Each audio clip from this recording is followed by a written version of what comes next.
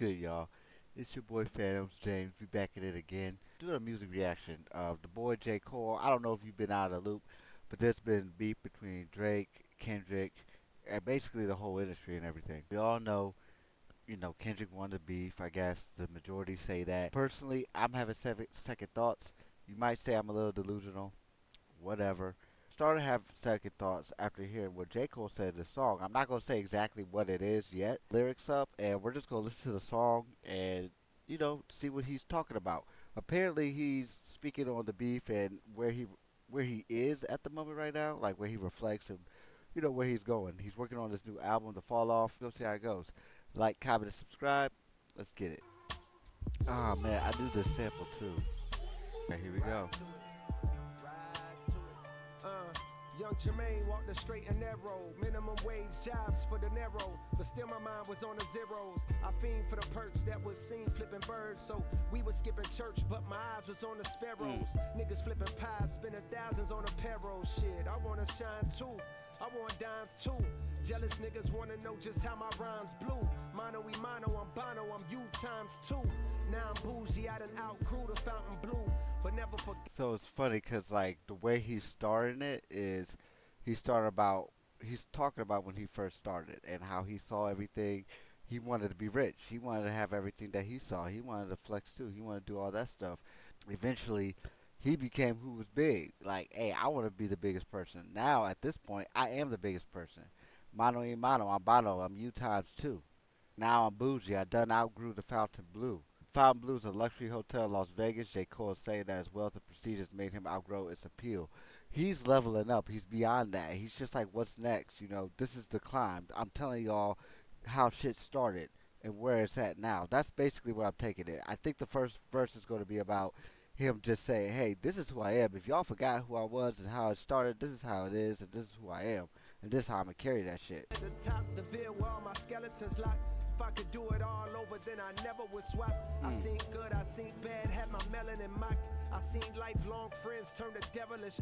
He was a See that Mikey Red Leather. I try to tell him to stop. I think that's referring to the scene where I think it was Michael Jackson. He was breaking up a fight. That could kind of reflect or reference like Drake and Kendrick.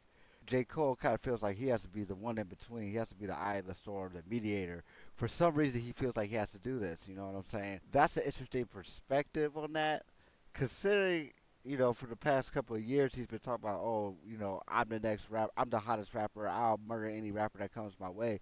You get sent some heat from Kendrick. You respond to it, but then you apologize. So it's kind of interesting to see what he's saying here. Is like he apologized. Maybe he apologized because it wasn't right for him. It didn't sit right for him in his head. That's not what he was trying to build towards. That'll completely derail everything that he was working towards. So I got caught up in it. Honestly, in reflection, I feel like he should have just never said anything because it was never really about him. He should have just never said anything. mean ass swing with a hell of a shot. But if no team draft king, he gon' bet on the block. He wanna ball till he fall until the federals knock. And sit his ass on the bench for moving careless with rock. You can't relate unless your father was not around. And your mother went out and found someone else and then brought around. And they salaries then combined. When they married and brought you out of that poverty, then you moved to a soft little part of town. He's so floating. So like that whole first verse was basically just like his upbringing, like when he came up and how now he's on top, and now some of the things that he used to do don't even, they ain't shit anymore. He's trying to level up. Lastly, towards the end, if you haven't been through this, if you haven't been through what I've been through, period, you're not going to understand what I'm saying on this song. I feel like this song is not even for the masses to hear, to be honest with you. I feel like it's not even for the masses to be hearing this. He's just saying basically, if you haven't been through what I've been through, you haven't seen what I've seen, then you're not gonna understand where I came from. You know what I'm saying? You're not gonna understand the product of my environment that I became and how I'm carrying it to this day. How I leveled up from that, how I changed that. I was a product of my environment, but I changed the narrative. I like the first verse. Hey, he was floating. He was doing his thing on there, man. I feel just a little conflicted. A little conflicted. Okay. Yeah, Benjamin Button, cold flows, reverse time. To find deliveries good as mine, you gotta search primes. I'm scaling heights higher than birds can perch, trying to be something, hoping that peace comes to my curse. Absurd times, with a fake get toted as wise. I can see hate in both of your eyes, but the third's. See, he says, I can see hate in both of your eyes, but the third's blind. So you search lines. I can see hate in both of your eyes, but the third's blind. How I take that, I don't have hate towards none of y'all. Either one of y'all. I don't have hate none of y'all, so y'all search lines. But you struggle, which explains the puzzle look of the dull face as the word finds. Blind, so you search lines, but you struggle, which explains the puzzled look on the dull faces the word finds. I hate when raps become, but like do not disturb signs. Can't knock it if I see it's about to do. They instigate the fuckery because it's profitable. But singing stop the violence tunes with dudes in hospital. Battle dog, I would've lost. See, that's a very interesting perspective that he's saying here. I wouldn't have lost a battle dog. I would have lost a bro. I would have gained a foe and offered what, just a taste of more props from strangers that don't get a clue what I've been aiming for. That's so interesting to me because it's like, bro, you've been asking for smoke for years. If it's in this perspective of what well, you're saying like it wasn't the perspective that you thought. It wasn't about oh who's the coolest rapper or whatever. It was about just outright bloodshed, defaming people. It wasn't really about oh, who's the hottest rapper. It was about, hey, I really hate you. I don't like you, and I'm going to let the world know why I don't like you. And he wasn't about that. He didn't hate them, but he wouldn't mind if he went, jab for jab, whatever. It wasn't that. I think Schoolboy Q tapped him on the shoulder, or Schoolboy Q was somebody who told him, hey, you might want to back out of this. This ain't that. It's bigger than. It's not even bigger than that. It's just not that. It's not about oh, we're doing friendly jabs, seeing about how we can rap, lyrical miracle shit, or whatever, who can make the best song. No, this is actual beef that's been stirring in the pot for years, and you have nothing to do with this. Do not get caught in it. And he backed out. That's the one thing I understand. I can kind of understand, but like I said, I'm still bittersweet about it because it's weird when someone talks about, oh, they're the best to do this, that, and the third, and then we actually get the smoke. And I don't know if j.cole ever got to smoke like in rap, like on this level. And then he backed out. It's a little weird. And the way that he said I wouldn't have lost a battle dog, would have lost a bro. He's hollering right there. He's basically saying I would have won the battle. If I really went in, I would have won it. Maybe because they don't really have nothing on Jermaine, but we don't know that, right? It's I guess we'll never know type shit. Just a really interesting perspective that he got here. I wouldn't lost a battle dog, would have lost a bro. I guess he's talking about Kendrick in this sense, because I guess it would have been Drake and J. Cole versus, Kendrick in the industry, aka the Avengers, I like to say. Because one thing about Kendrick, yes, he won the battle, but he literally had to bring out the Avengers. Clue what I've been aiming for since the age of 14. Jermaine is no See, that's what I'm saying. Props from strangers that don't got a clue what I've been aiming for. He don't care about what nobody else got to say. He already said in the first verse, if you haven't been through, it's so many words, if you haven't been through what I've been through, in the way that I've been through it, you're not going to understand it. So why the heck do I even care about your perspective on what I think about everything? Once again, another reason why I feel like this song is not for everybody to listen to. It's not for everybody's ears to hear. It's definitely for certain people to hear, but it's not for everybody. I low key don't know why he released this to the masses. I at the same time I understand. I don't agree, but I understand. I'll put it that way. I don't agree, but I understand. I don't agree why he released this, but to the masses, but I understand why he had to do why he felt that he had to do it. team of algorithm bot niggas just to sway the whole thing. See, of algorithm bot niggas just to sway the whole thing on social media, competing for your favorite memes. That's a reference to they bot like us. That some people like to call the song. They not like us. It's people really feel like Kendrick paid bots to get that shit going. Now, a lot of people say that was um, dismissed, that wasn't true. But then J. Cole comes up and says some shit like this. Granted, I'm not even gonna say that Drake wasn't doing no bot shit. The way that Not Like Us blew up and everything, it's a really great song and everything. But just the way that blew up, it's just a little weird. It's just a little weird. If it is true, cool, whatever. I'm not losing no sleep over it. It was a little weird. It was a little weird. That's all I'm gonna say. How it just blew up the way that it did, and all the memes and stuff. And then at the end of the day, just like with Drake, because it's a double-edged sword. Just like with Drake, nobody proved anything.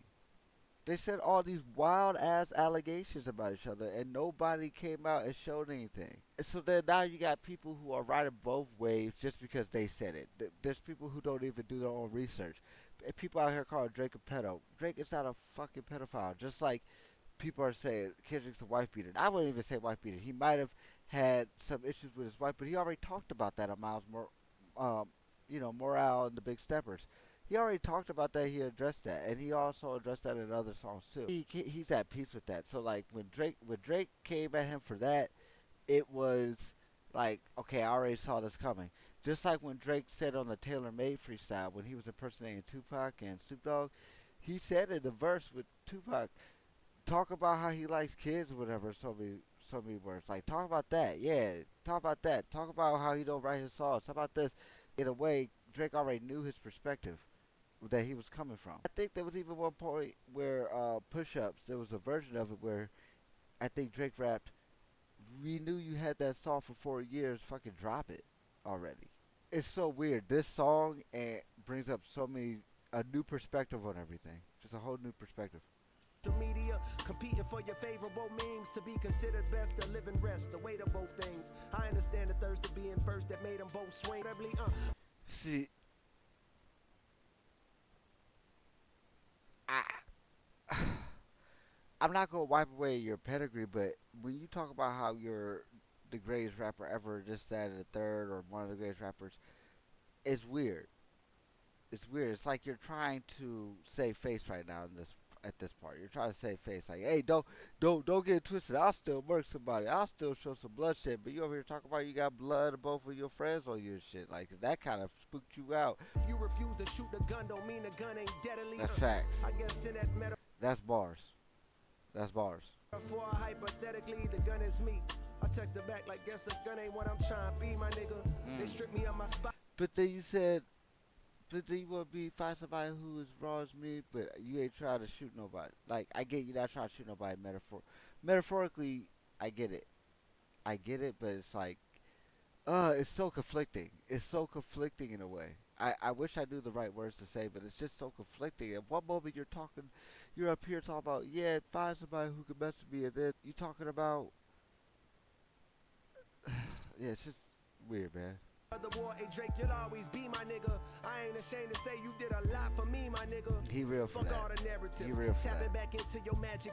He real for that. That's one thing I will say about Cole. He real as fuck. He does not give a fuck about what anybody else thinks, and he's accepted that. He will die on the hill.